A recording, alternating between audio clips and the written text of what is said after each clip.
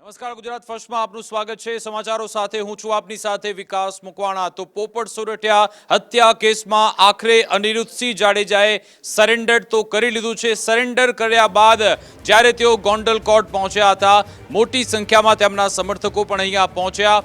પોપટ સોરઠિયા કેસમાં આજે અનિરુદ્ધસિંહ જાડેજા લગભગ 3 વાગ્યાની આસપાસ ગોંડલ કોર્ટમાં પહોંચ્યા હતા।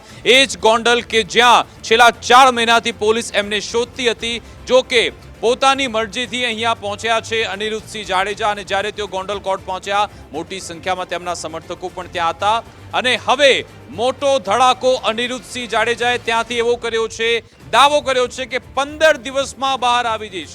જી હા, જ્યારે સમર્થકો એમને કહી રહ્યા હતા, એમની સાથે વાત કરી રહ્યા હતા, એ દરમિયાન એક ઓડિયો સામે આવ્યો છે જેમાં અનિરુદ્ધસિંહ કહી રહ્યા છે 15 દિવસમાં બહાર આવીશ। અત્યારે તેમને જુનાગઢ જેલ લઈ જવામાં આવી રહ્યા છે। એની પહેલાનો આ એક્સક્લુઝિવ ઓડિયો તમને ગુજરાત ફર્સ્ટ પર જોવા મળશે।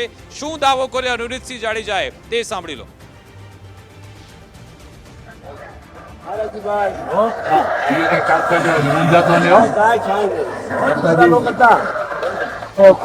15 માં પાછો 15 માં પાછો 15 માં પાછો 15 માં પાછો।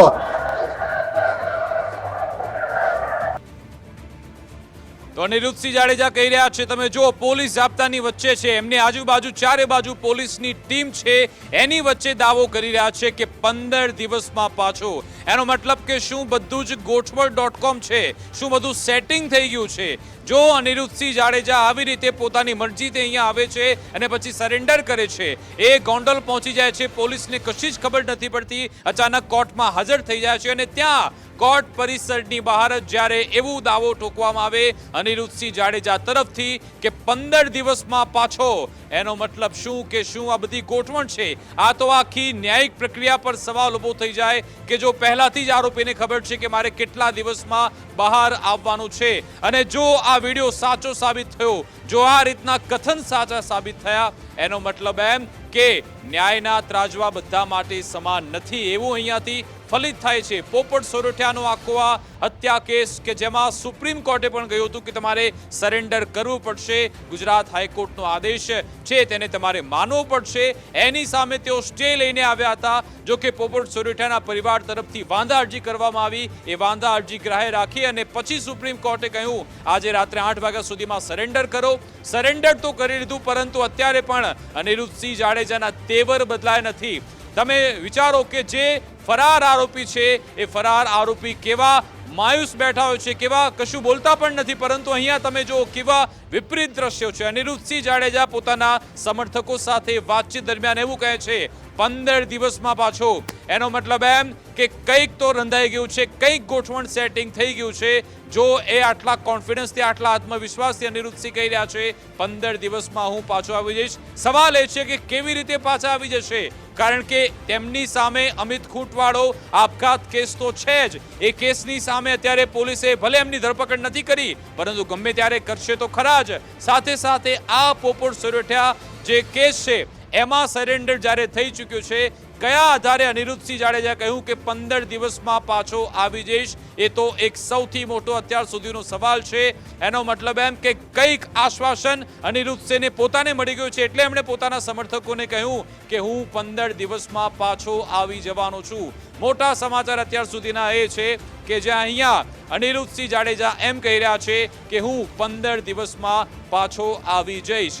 ગઈકાલે સુપ્રીમ કોર્ટે તેમને 1 સપ્તાહની મુદત આપી હતી, સ્ટે આપ્યો હતો કે તમે 1 સપ્તાહની તમારી જોડે મુદત છે, અને એ પણ આપણને વિગતો મળી હતી કે આ તેમના માટે ખૂબ જ રાહતના સમાચાર છે। પરંતુ સવાર પડતા મોટો ધડાકો એ થયો હતો કે અનિરુદ્ધસિંહ જાડેજાએ સરેન્ડર કરવું પડશે। સરેન્ડર તો કરી નાખ્યું, અને તમે જુઓ કે ઠાઠથી અહીંયા તેઓ ગોંડલ પહોંચે છે, ત્યાંની પોલીસને ખબર સુદ્ધા નથી પડતી, અચાનક તે ત્યાં કોર્ટમાં હાજર થઈ જાય છે, અને પછી બધી કાયદાકીય પ્રોસેસ પૂર્ણ થાય છે, અને તેમને જુનાગઢ પણ હવે લઈ જવામાં આવી રહ્યા છે પોલીસ જાપ્તા સાથે। એ પોલીસ જાપ્તાની વચ્ચે અનિરુદ્ધસિંહ જાડેજા એવો દાવો ઠોકી રહ્યા છે કે હું 15 દિવસની અંદર પાછો આવી જઈશ। સૌથી મોટો સવાલ જ એ થાય કે આખરે કેવી રીતે 15 દિવસની અંદર પાછા આવી જશે. શું એમને બધી શું આખી આ સ્ક્રિપ્ટ પ્રમાણે કામ ચાલી રહ્યું છે?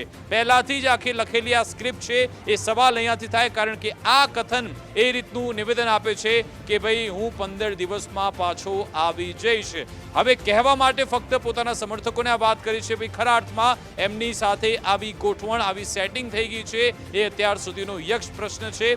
અમારી સાથે ધર્મેશ જોડાઈ ગયા છે. ધર્મેશ, બે દિવસથી અનિરુદ્ધસિંહ જાડેજાને લઈ રિપોર્ટિંગ થઈ રહ્યું છે. એક બાદ એક એવા ટ્વિસ્ટ એન્ડ ટર્ન આવી રહ્યા છે કે જાણે કે કોઈ ફિલ્મની સ્ટોરી ચાલતી હોય. પહેલા સુપ્રીમ કોર્ટમાંથી રાહત મળે છે, સુપ્રીમ કોર્ટ પાછી ફટકાર આપે, ઝટકો આપે, અને છતાં પણ અનિરુદ્ધસિંહ જાડેજા અત્યારે પણ ઠાઠમાં જ છે. પોતાના સમર્થકો એમને કહી રહ્યા છે 15 દિવસમાં હું રિટર્ન થવાનું છું.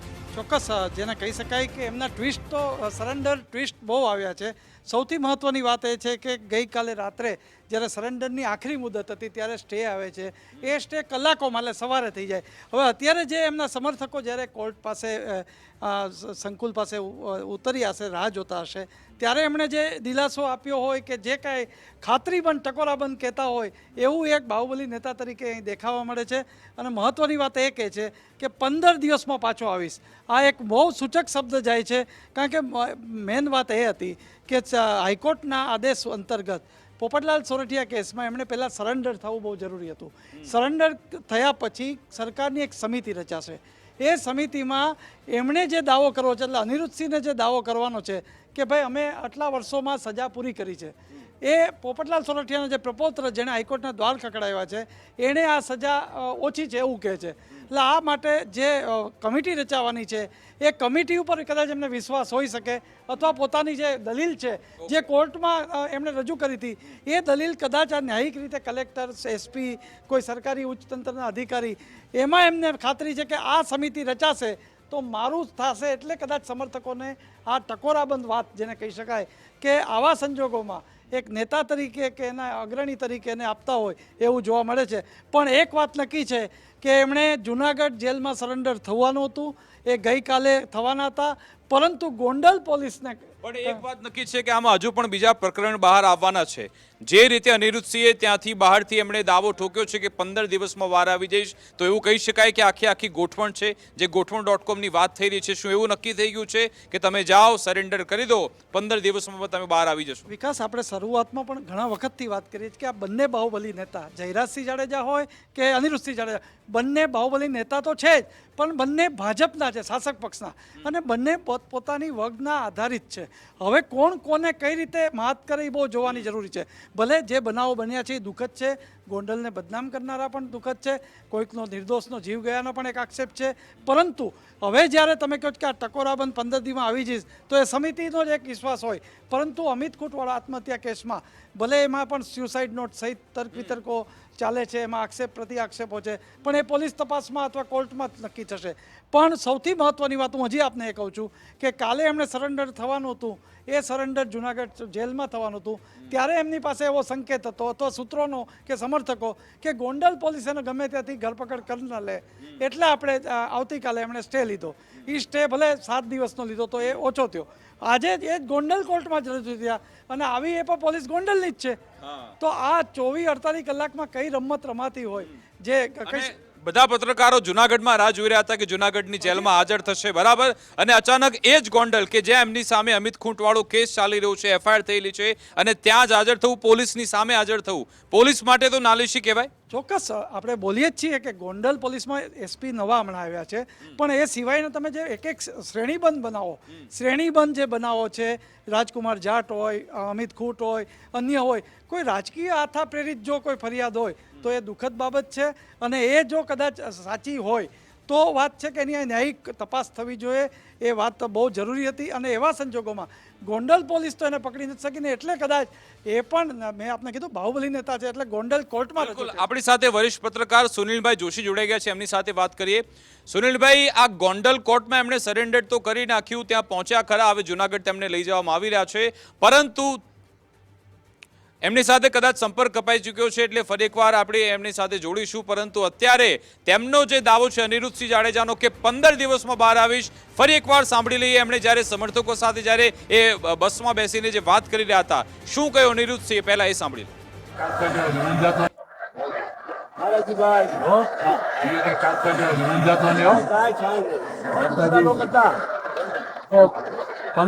પાછો, પંદરજીમાં પાછો, પંદરજીમાં પાછો, પંદરજીમાં પાછો. આપણી સાથે વરિષ્ઠ પત્રકાર સુનિલભાઈ જોડાઈ ગયા છે, એમની સાથે વાત કરીએ. સુનિલભાઈ, આ અનિરુદ્ધસિંહ કહી રહ્યા છે 15 દીમાં પાછો, કેવી રીતે શક્ય બને? એમને શું આશ્વાસન મળી ગયું છે ક્યાંથી? એક તો અનિરુદ્ધસિંહ પોતે કહી શકે અને એક આપણે ધારણા બાંધી શકીએ. અત્યાર સુધી અનિરુદ્ધસિંહે એમની ધારણા મુજબ કરેલું છે. ભૂતકાળમાં એમણે જેલમાંથી ઇમ્યુનિટી ઉપર બહાર આવેલા છે. અત્યાર સુધી એ આટલા આદેશો વચ્ચે આપણે ધારણા હતી કે આ રીતે હાજર થશે, વળી પાછી ડેટ લઈ આવ્યા. અત્યારે હવે આ જે કહે છે, જે કથિત વાત છે અને જે રીલમાં બતાવે છે, તો કા અનિરુદ્ધસિંહ કહી શકે ને આપણે કહી શકીએ કે આ દેશમાં મેનેજ થઈ શકે છે, અથવા એ એક ધારણા ઊભી કરે છે. બંને બાબત આપણે ધારણામાં રાખી શકીએ.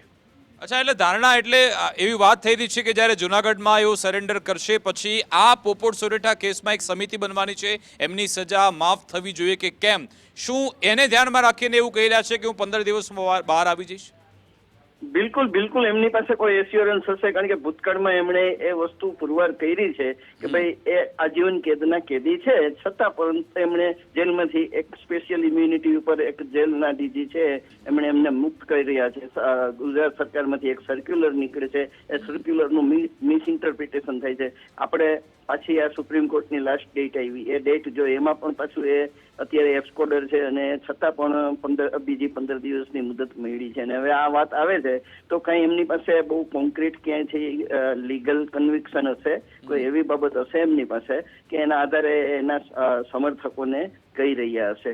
એટલે ચોક્કસ કોઈ વસ્તુઓ બિહાઇન્ડ ધ સીન હશે જે આપણે નથી જાણતા, પણ એ કહે છે તો એમાં એ વાતમાં ભૂતકાળમાં એ સાચા પડ્યા છે, તો આપણે એવી ધારણા રાખી શકીએ કે પડદા પાછળ કંઈક રંધાયું છે. બિલકુલ. અને સુનિલભાઈ, અંતિમ પ્રશ્ન કે અહીંયા તો ગોંડલ પોલીસના ધજાગરા ઉડી ગયા. જે પોલીસ એમને 4 મહિનાથી શોધતી હતી એ એમના હાથમાં ના આવ્યા, અને એ જ ગોંડલમાં જઈને પછી ત્યાં કોર્ટમાં સરેન્ડર કરે છે. આ કેવી સ્થિતિ? હું નથી માનતો કે પોલીસ તારે અને ન પકડી શકે કોઈને. એ એક કોસ્મેટિક એફર્ટ કહેવાય એવું હોઈ શકે. પોલીસ તારે તો કોઈ પણ તમે ઈડીને તમે જોવો છો દેશમાં કોઈ પણ વ્યક્તિ મુખ્યમંત્રીને પણ રાત્રે ઉઠાવી શકે છે, બરોબર છે? તો એ વસ્તુઓ તો શક્ય નથી, પરંતુ એક પ્રયાસ એવો હતો કે પોતે પ્રયાસ કર્યો છે, પોતાની ક્રેડિટ લઈ લેવી અને સામે આ વસ્તુ છે એ બતાવવી, એવું મને લાગી રહ્યું છે. બિલકુલ. આભાર સુનિલભાઈ, અમારી સાથે જોડાવા બદલ, વાતચીત કરવા બદલ. એટલે કે હવે આ પ્રકરણમાં જે એક બાદ એક નવા અધ્યાય જોડાઈ રહ્યા છે, હજુ પણ આમાં ઘણું બધું જોવાનું બાકી છે એવું લાગી રહ્યું છે. ફરી એકવાર સાંભળી લઈએ અનિરુદ્ધસિંહ જાડેજાએ શું સ્ટેટમેન્ટ આપ્યું હતું બહાર આવીને.